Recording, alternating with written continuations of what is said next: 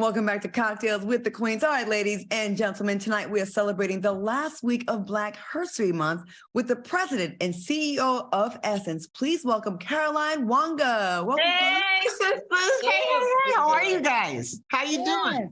Happy Black History Month. How about that? Okay. That's right. Caroline, how are you feeling tonight? Looking all fabulous with your very glamorous look. I'm loving the look and the eyes. Glam. Well, you know, we as sisters, you know, we're good for reinventing things. So if y'all watch the NAACP Image Awards and see this headpiece, it's the same one because I didn't want to take it down because I don't want to take my hair down. So I'm just going to have it on all week and we're just going to bling our way through the week and then we'll fix it. That's right. You know the glam.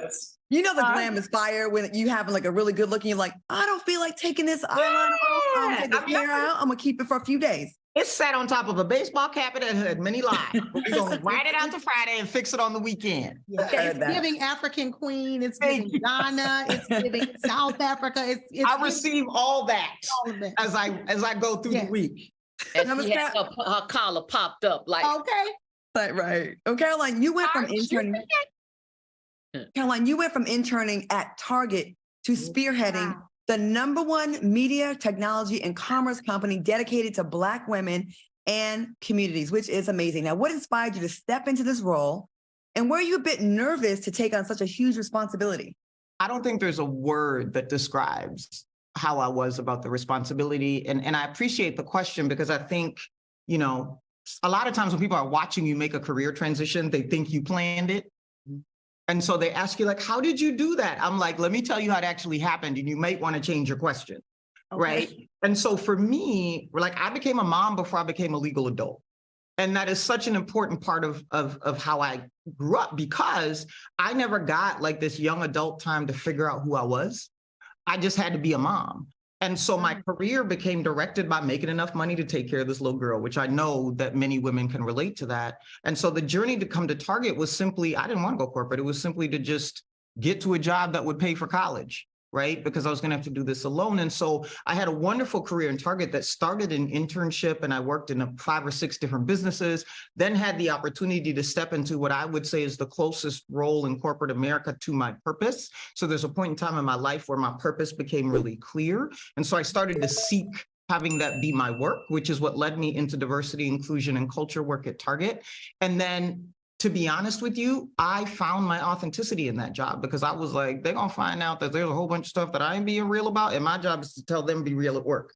So out of fear that I'd be found, right? I started to tap into who Caroline was. And what that turned into was somebody who was watching, right? Me go through that transformation that said, if this is who you are, we want you to come and help be a custodian of this cultural artifact called Essence and lead it through its next phase, which I was honored to be asked. And I feel the full burden and obligation of that. And you don't say no when you're asked to do something that can change people's lives. You do it as an act of service. And so I was privileged enough to have been asked, and I take seriously the mantle that comes with the time that I will need to be in care of this cultural artifact so that the next person can take it to its next place. Because none of us want the world where it's not here. That's not that. Wow. Look, girl, you ain't giving no speech, but you damn sure just did.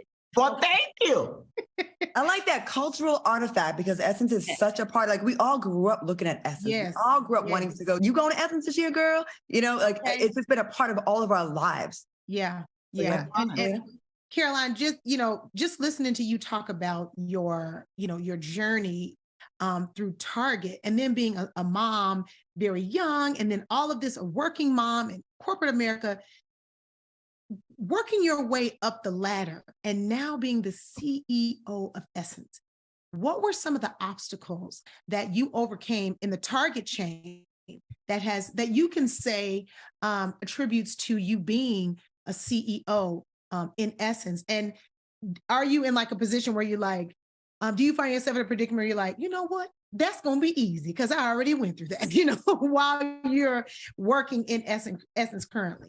It's a fantastic question. And the way that I would answer it, and I think this is really authentic to how a lot of us as women live, was that, to be honest with you, my first 10 years of career at Target was just trying not to fail. It wasn't trying to win. Right. And that's a really honest thing, right? Like some days I was living 24 hours at a time. Like today, the goal is to not be fired. Right. We agree? Okay. Good. Like, I don't care about none good. I just need to still have the check deposit, right? And so my journey, I was at Target for 15 years. So from intern to chief diversity officer, it happened over a long period of time. And I will be really honest with you that first 10 years, I spent mimicking the people who I thought were doing the things that would get me success because I just wanted to not be able to provide for my child. What happened at one point, though, is when I was given the diversity and inclusion job, what it created was a moment of personal reckoning, because I had to realize that now my job was to bring people in and make them feel like they could be themselves here. And I had about 62 and a half things that I was covering up. And I was afraid that I'm not going to be able to do this work if I'm faking it. And so I took the chance, and it was a terrifying surrender to touch base with who Caroline was. Because remember, I didn't know me since I was 17. I used to go back and look at girls I went to high school with to see if they had a better job. That's how confidence I didn't have. And I'm sitting here as a 36-year-old at the top of a $100 billion company. And I'm still looking back at what the girls did when they were 17. It's what happens with our trauma. And so when I had to do this in this job, where I started was simply, as funny as this sound was, I cut my hair and started my locks.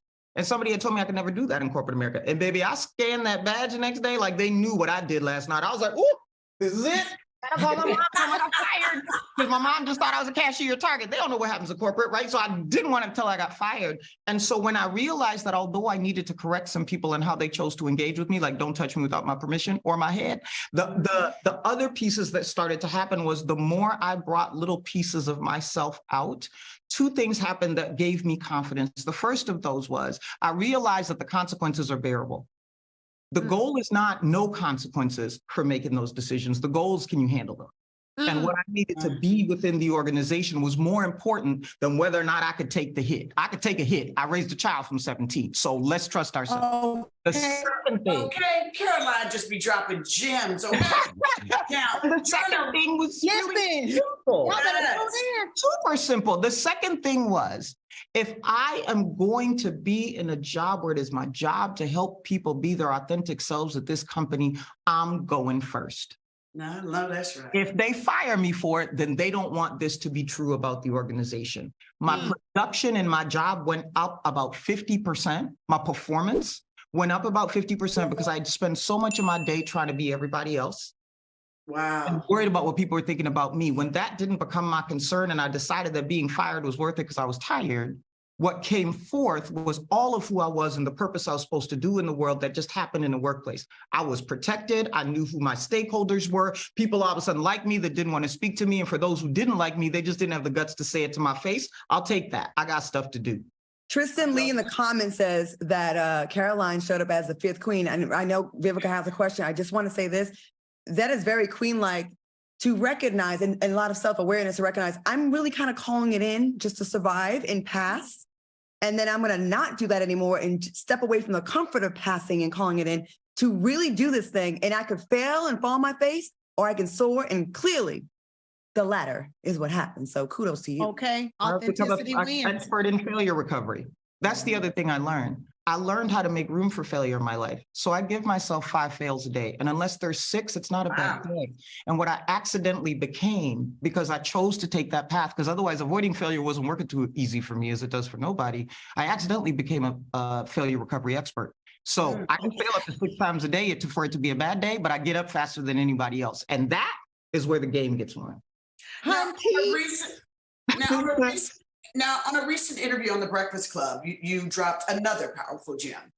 You discussed the importance of intentionality.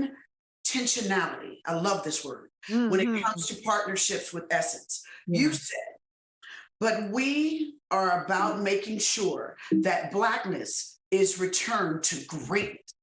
And the first steps in that is not allowing anybody to come in and engage with us if they are not going to participate in the hard, difficult, no room for self-preservation work of standing in the gap for those of us that are Black. Tell us what you mean by that statement.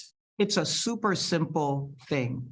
I had the opportunity to join this brand, and one of the things that broke my heart was how the community that owned it at the time and the partners that had engaged with it, specifically corporate sponsors, treated it like it was nothing. They used it for what it was good for. It was not being recompensed at the appropriate value. It was not being recognized for what it actually delivered. And it was being used as a BOGO, you know, buy one, get one. It was not seen as fundamental within our culture, right? And we know Essence doesn't belong to me or anybody else. Essence is a member of this community. I'm just a custodian for its season. So when you start to mess with Essence, you messing with us. And one of the repositionings we did as a part of this phase was to reposition why the Black woman is where Essence has a focus. Although we have other businesses like Afropunk and BeautyCon and studios, the Essence component was focused on serving Black women deeply, but we repositioned, she's the CEO of Home Culture and Community, not Black Home Culture and Community, Home Culture and Community. Therefore, the engagement with her is what makes any engagement complete. The engagement is not available if you're not going to have engagement with her at the right value. She's no longer a discount. She's not available for less than. She's not interested in that. And when we made that repositioning, then I had to go to the corporate partners that had worked with this brand for 20 years. Some of these partners were getting stuff for free. I'm going to say it, right? They were not paying the value of what the largest festival in the country by per day attendance delivers and one of the longest standing Black media brands and community were, right? Those things are very important. If we were white, those would be very expensive propositions.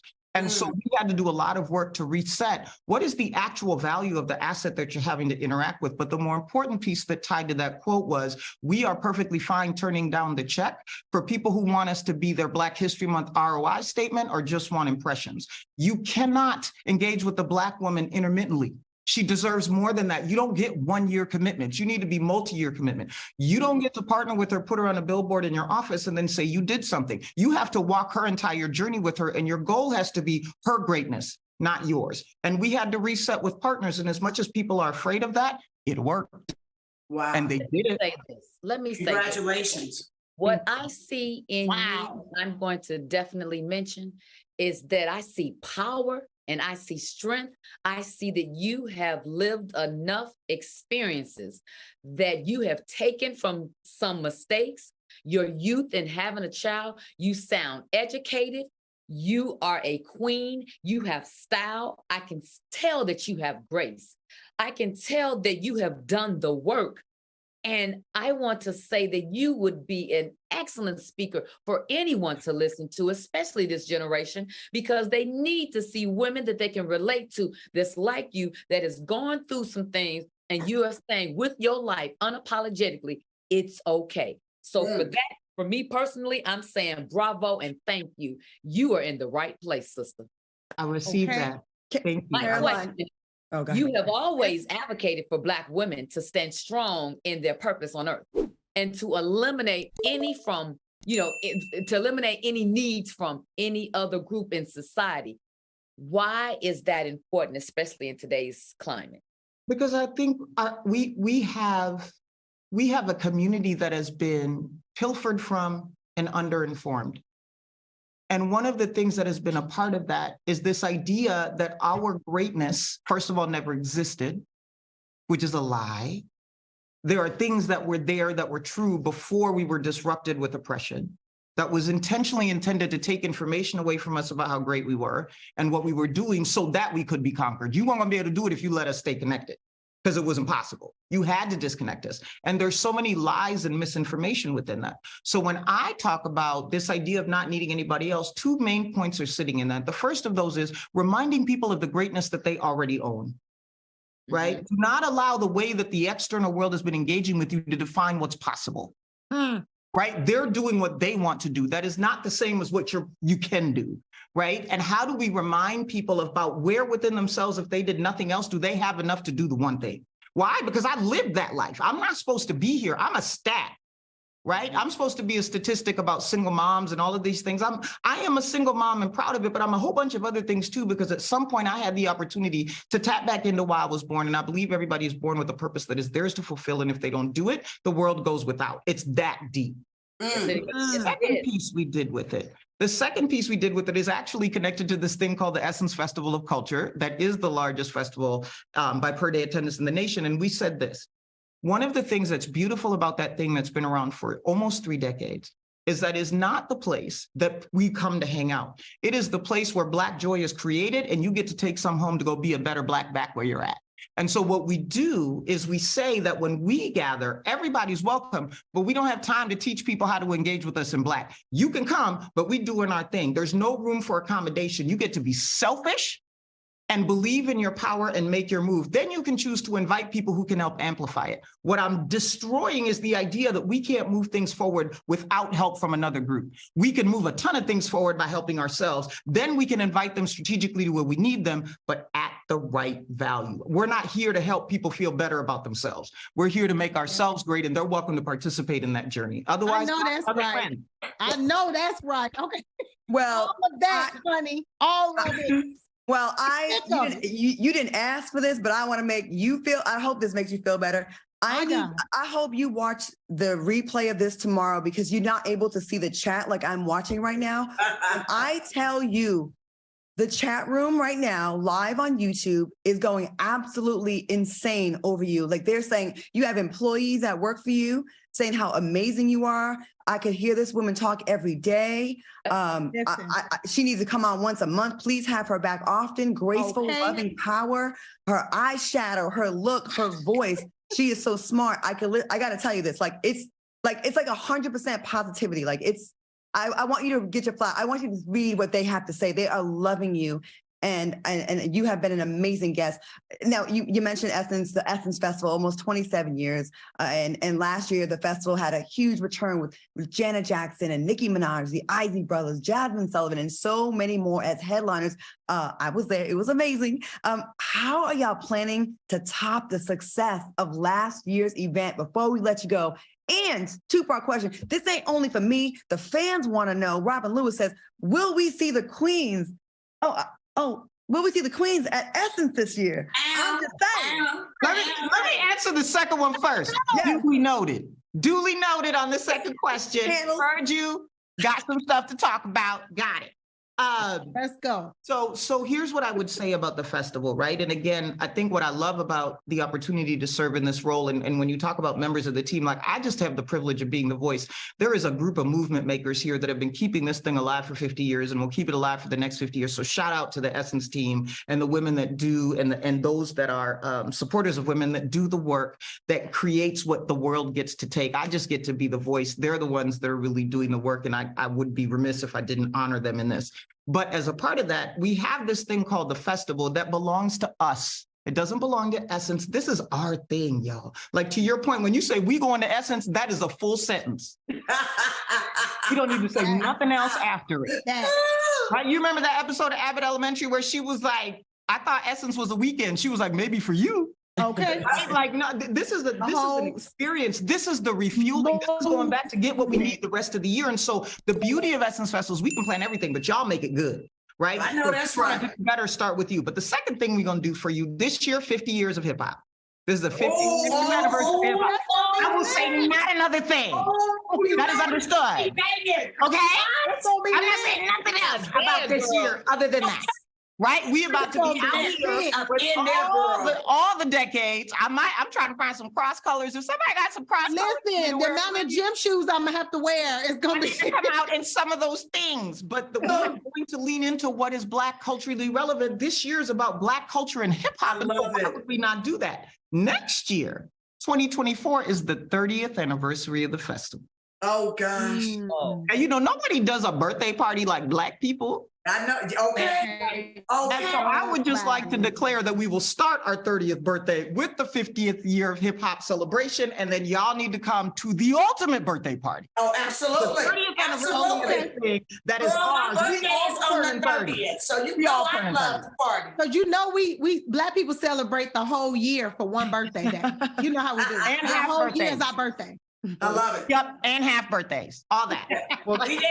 We there. Well, Caroline, you have been a complete joy and a powerful, powerful presence on this show. And thank you for blessing us with your spirit and with your story and with your journey. And it's definitely inspiring to kind of step out on faith and to believe more in ourselves and not be afraid of our own potential.